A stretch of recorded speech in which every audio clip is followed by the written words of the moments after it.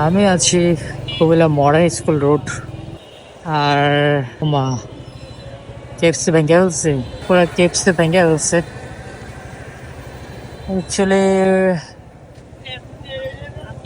কি করতাম, কারণ যা অবস্থা দেখলাম,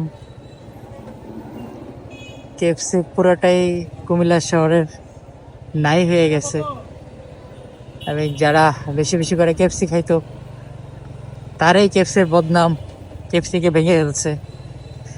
আসলে এই জিনিসটা কেন বলছি, এটা আমাকে তোমাদের কাছে শেয়ার করতে হবে বা বুঝতে হবে। ইসরায়েলদের পণ্য বয়কট করো, ভালো কথা, কিন্তু নষ্ট করার অধিকার এটা ইসলাম কখনো দেয় নাই, এটা কখনো ইসলাম স্বীকৃতি দেয় নাই। তোমরা খেয়েও না, তাহলেই হয়। যাওয়ার কি দরকার, তাই না?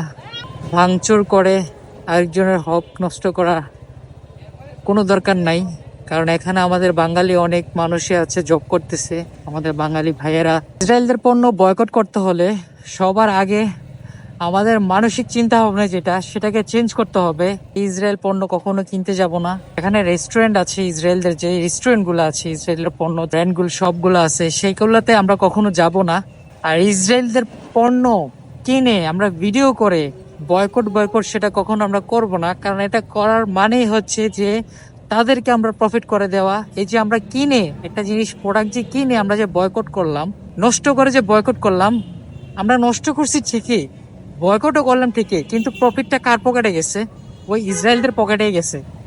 সো তোমাদেরকে ভাই একটা কথাই বইলা দেই, যে এই যে কাজগুলো করো একটু চিন্তা ভাবনা করে করবা, যেন আমাদের পকেটের টাকা যেন তাদের পকেটে যেন না যাওয়া হয়। তো এই জিনিসটার দিকে একটু সচেতন হয়ে কাজ করো ভাই।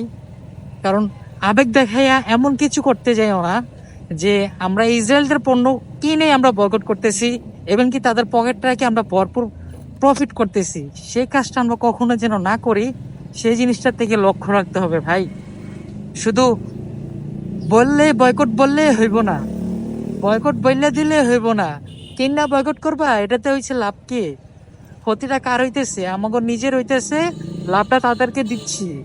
এটা হবে না, এটা ঠিক না। এটা তোমাদের বুঝতে হবে ভাইয়া, এটা বুঝতে হবে। আমরা নামের মুসলিম কিন্তু কামের না, ঠিক আছে? আমরা খাবো না, আমরা কোনো জিনিস, ইসরায়েলের যত প্রোডাক্ট আছে আমরা খাবো না, আমরা কোনো জিনিস খাবো না। আমরা না খেয়ে আমরা কাজটা শুরু করি না, বয়কট করি না। আমরা কিনে দেখাইয়া, পাবলিককে দেখাইয়া কেন আমরা বয়কট করতে যাব? এটার কোনো মানে আছে? কোনো মানে নেই। তো এইগুলো থেকে সতর্ক থাকো, সাবধান থাকো, এটাই বলবো।